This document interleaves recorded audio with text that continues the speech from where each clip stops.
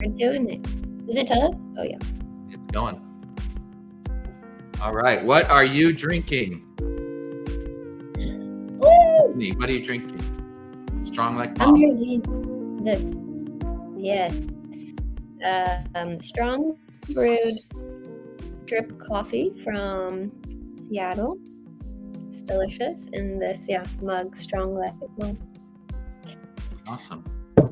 We have limited What are options you here on the drinking? island for coffee. On Tell the me what do you island. got?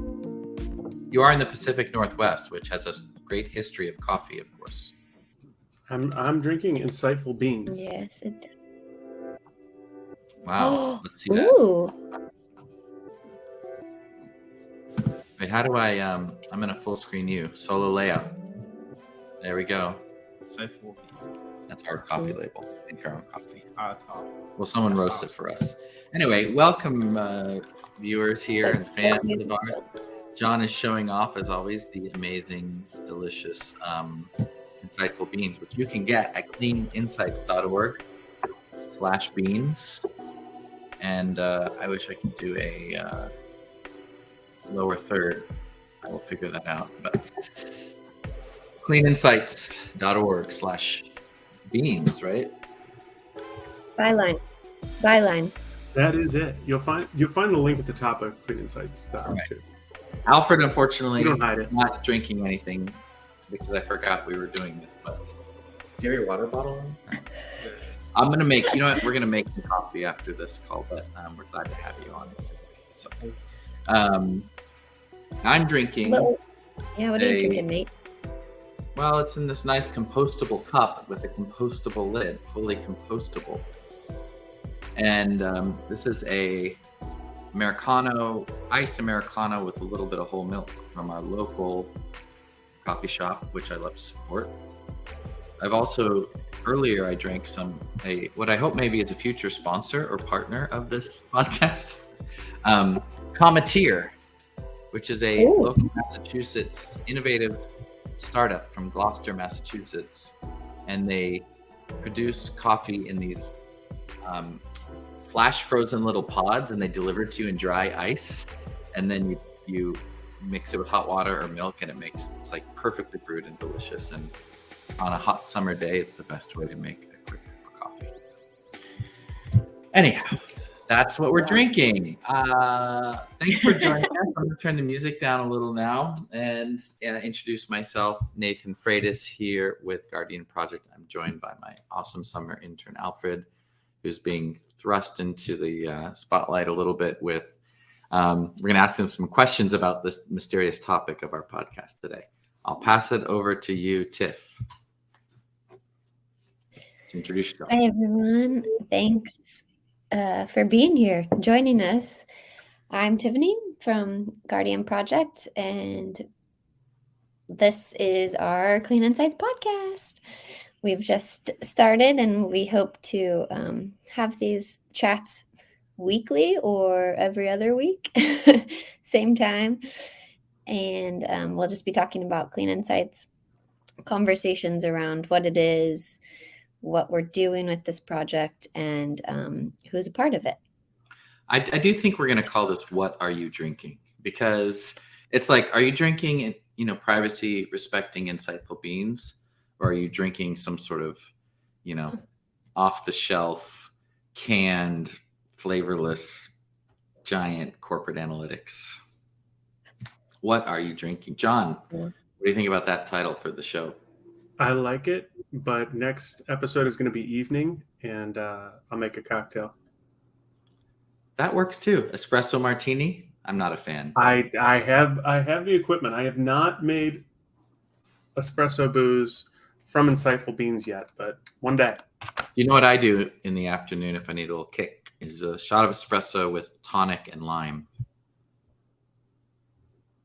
It's kind of a espresso and tonic, no alcohol. Never tried that. So we're here to talk about our Clean Insights project, and I'm going to let's see if I can. How do I do this? I got it, everyone. Wait, no, I don't. Okay, I'm going to briefly turn to Alfred here and say, you actually were just asking me a second ago, what are cookies, right? Mm-hmm. And you're a technical user, technical person. You're going into college, fantastic, in a technical field. And what is your impression of like when a website like asks to track you, or asks about cookies, and like, how does it make you feel? Do you think it's good or bad, or like just how does the World Wide Web and like make you feel in terms of your privacy or control? Well, when a website asks to track me, there's always this sense of like, you always sort of question it, like, why are you going to track me? What data are you going to take? And how are you going to use it? And who's going to see sort of what I'm doing? Like how it's distributed across the webs and different aspects of that. And well, I guess it's also a feeling of being secure that makes like someone like gravitate towards a website. No one wants like their private info out there to be exposed. So that's sort of it. That's good. Yeah. So those questions come up in your head. And if you go to a typical website, what's really interesting, like I'm here on Google Docs and I have this tracking blocker. I have uBlock Origin. It says there's 146 like tracking JavaScript things that I can block. That's wild. It actually blocked 146, which is only 54% of the scripts. Now, what's interesting is the site continues to work without any problem. I can block all this stuff. There's so much unnecessary content on the web. Are there like some sites or apps you trust more or less that, just in the kind of apps you use in your life? Well, I'm like an avid music listener, so Spotify I trust a lot. I didn't know like their data they use is gonna probably be for like to better my music, like for recommendations, stuff like that. So I trust that more. But maybe for like social media websites, maybe not so much, because I don't know like how they use that data. Yeah, it is interesting. Like when I was a kid, video stores were basically not allowed because of privacy reasons to track what you were watching, right? Even if it would benefit you, even if they said, look, we're going to record everything. You come in, we're going to keep a record of everything so that we can customize and curate recommendations for you. Like Netflix has always really wanted to do that. Mm-hmm. And there were laws that said they couldn't do that. And then the government wanted them to do it so they could track they want to go to a library and say, tell me all the books this person has checked out, right? Because it can tell a lot about you. And similarly, like with Spotify, right? They want to know which podcast you're listening to and how long and which albums and which songs. And part of it they have to do to pay the artists. Mm-hmm. Part of it is for advertising. And then the last part is maybe for you. But you think about music, right? It's like, oh, it knows when you're awake, when you're sleeping. Wait, are you happy? Are you sad? Are you exercising?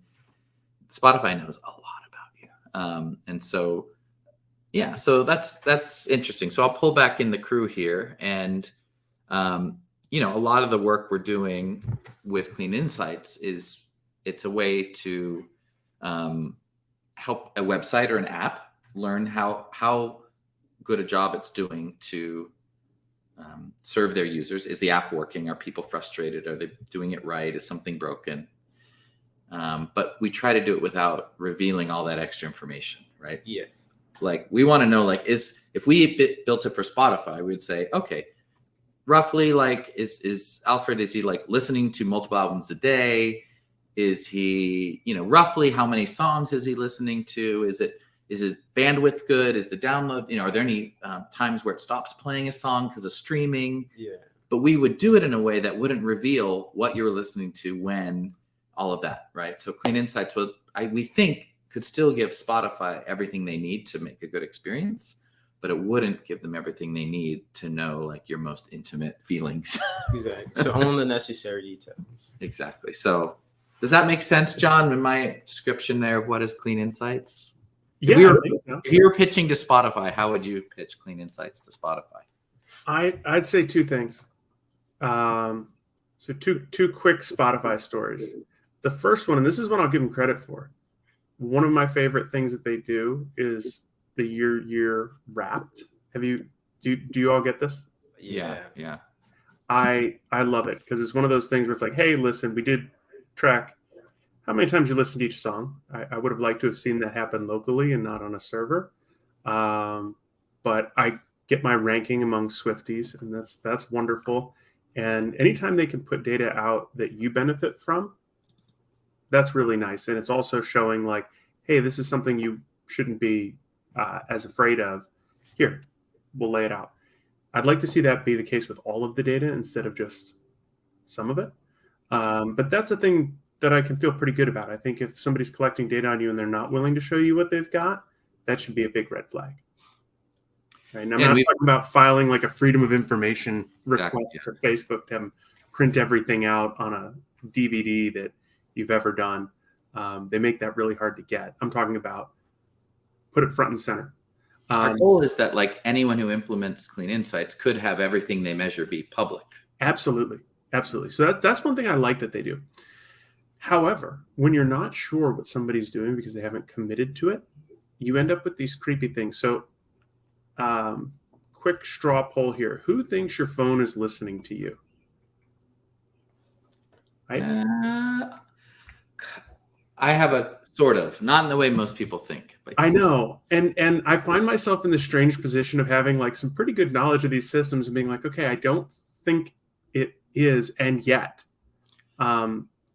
it's the weird one that I've heard is, like live photos. They're basically short videos. Yeah. And any app that gets access to your photos or videos can use the audio from your videos and then do analysis of the audio and then use that to target you. An entirely new and frightening avenue. Wow. Yeah. So I had sent in WhatsApp, right, a message to a friend of mine about a song I had not heard in years, but which used to be like very near and dear to my heart. And it showed up on my Discover Weekly on Monday of this week. Yeah. And were they listening? Like, were they watching what I typed? Like, no, probably not. There's a lot of ways to get it, that recommendation. But when it's all opaque, best case, even when they're not, it feels very uncomfortable, right? It's that one-way mirror and you're like, what's behind it? So transparency would be pretty cool, and I would like to see that. So that's one. Tiff, you had said we should think of top 3 things everyone should know. That's one. Having your data be transparent should be a goal of Clean Insight. Do you have a number 2, Tiff, that you can think of that you would want people to know about Clean Insights? Ooh. Something I really like about Clean Insights is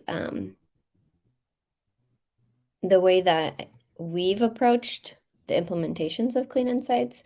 So I really love the way that we've tried to involve the user in the process of gathering whatever data points are going to be collected, and really trying to make that process as like minimizing the emotional friction and annoyance as much as possible.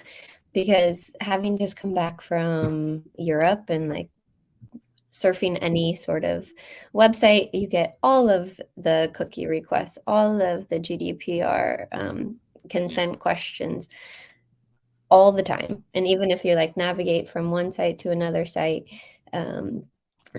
even within the same website, if you navigate to a new page, you may get the same requests again because of whatever they're using. And so it can be really frustrating and annoying. And also just like I start doing the ignore or XXX without really considering what I am or am not agreeing to. And so I really like, yes, the privacy fatigue for sure. So I really like the consentful UX models that we have adapted for Clean Insights and are working along with teams to implement. Absolutely. So that's number 2. We can actually make it more usable and less annoying for users by removing third-party data collection as an example. So that's really exciting. I would say number 3 to move us along is that we have a new docs site that we've been working on that's kind of in beta. And I don't know, John, if you could do a present mode and do a screen share, I might be able to put you front and center with some sort of screen share. I think that's possible. See if that works. But yeah, we're really excited about cleaninsights.org needs more developer documentation, or we need a way to organize.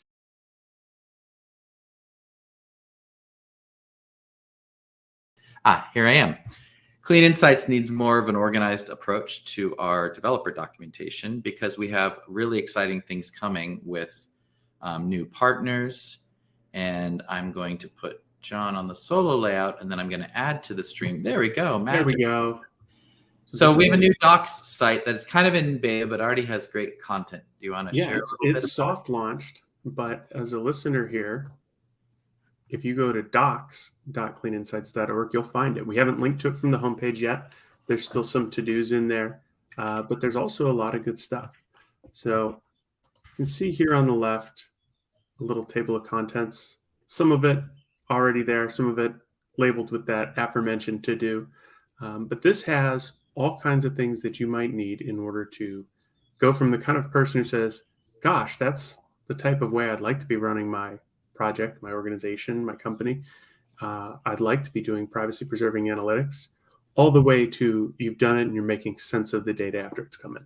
So some of that is asking questions like, well, privacy preserving how, or what matters for us and how should we be thinking about it, all the way through, cool, well, what libraries and languages can you work with? How do I actually hook that up?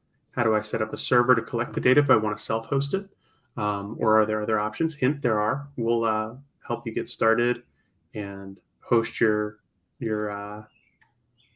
analytics data for a little while if you'd like. But self-hosting is very cool, and we've got a whole guide there that helps you use new automation built by Anna and Ian on our team to automatically provision your own servers to do that. So everything you can think of, it's going to be here.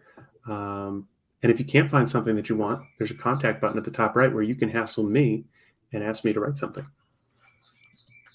Fantastic. Yeah, that's, I think, to be clear, you can also hassle the rest of the team. You can hassle the rest of us. But I won't volunteer them. Many places online through Guardian Project, through the contact page on insights.org, through the button on the docs site, LinkedIn. We're not, social media is kind of weird these days. So try finding us on Matrix, email, Mastodon, maybe. We can do Slack now and then. But yeah, we want to hear from you. And we actually are kicking off with this really great project from our partners at Internews, a new round of supporting open source projects and trying to help them be more sustainable through having measurement so they can tell funders and supporters how they're doing. But these are projects focused on privacy and security, human rights often, so it's difficult. So we're really part of this series is to help. We're going to feature some of the projects here that we're working with so that we can just, again, be transparent and talk through the challenges they're having. So excited for that. Every noon on Thursdays, as much as we can, we'll either be live or slightly pre-recorded with different guests. We'll have fantastic interns on just to join us and say hello, but a little bit every week. We'll have new content up on the docs site, and we will be next year in February at FOSDEM, and hopefully the week before in Brussels, I think, again, where we'll be participating there on this topic around privacy preserving measurements. So really excited about that. As we said at the opening, I'm going to do a new banner here just so that it's very clear. Let's see. cleaninsights.org/beans. Get them now. Okay, here we go. Boom. Get your beans. We still have some beans available. We fresh roast them on demand, like every week as needed. The exciting thing is we also will be doing insightful tea for your tea drinkers out there. And excited to be able to share that. And it's a lot easier to do tea because it doesn't have to be quite so fresh all the time. So yeah, I'm going to continue with our caffeinated drinks because we know that's important for many of us out in the world. Any last thoughts? Actually, so Alfred, if I came to you and said, hey, instead of using, Google or Facebook to track all your users on your website, you could use something that you control and that protects the privacy while still telling you what you need to know. How would that make you feel? That made me feel great. I think that's something everyone would like look forward to, like would want as a browser, like as a tool to use in their life. Yeah, because you'll see as you get into professional work, right? Your boss, your organizations, they'll need to know. You need to know like how many users are here coming, where are they getting stuck, how can we improve it? So like zero analytics is very difficult because, especially in a commercial environment. Mm-hmm. And we have a lot of other features we can talk about. And Alfred learning a lot this week, his first week. So he's going to read through our impact reports and watch some of the videos, and maybe you'll have some questions in future weeks. Ooh, He writes that'd be Python, great. so maybe I'll give him access to the Python SDK. Cool. I have all kinds of bug reports for you. Awesome. He did his first GitLab bug report as well, so we're on track. So. All right. Okay, well, I think 20 minutes, that's probably a good enough time, good amount of time for our first one. Yeah. And yeah, I think we'll figure out, stay tuned for some great guests coming up as well. All right. That's right. Let's see. So that was another episode, the first episode of What Are You Drinking. Drinking? I need to turn the music back on. Let's go. I need to get a refill even. What are you drinking? This is, yeah. And recording.